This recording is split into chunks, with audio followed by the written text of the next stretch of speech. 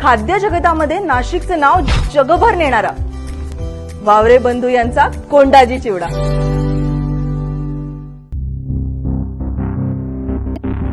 मुंबई आग्रा महामार्गावरील ओझर येथे गुरुवारी दुपारी भीषण अपघात झालाय।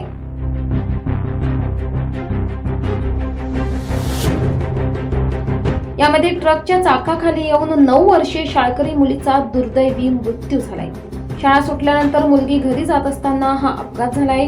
या अपघातात मुलीची आई आणि बहीण देखील गंभीर जखमी झाले आहेत।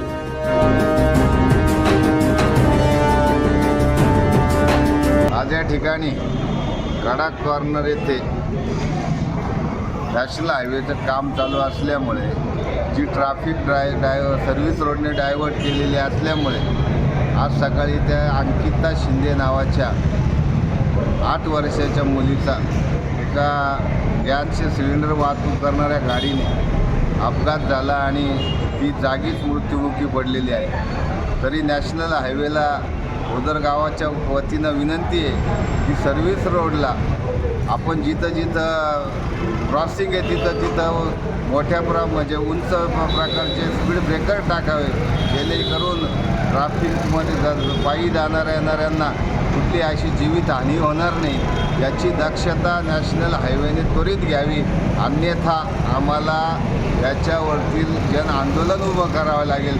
याची त्वरित दक्षता नॅशनल हायवेने घ्यावी अशी मी सगळ्या ओझरकरांच्या वतीनं विनंती करतो। आणि लवकरात लवकर जे सर्व्हिस रोडची कामं चालू आहे तिथं क्रॉसिंग आहे तिथं स्पीड ब्रेकर टाका।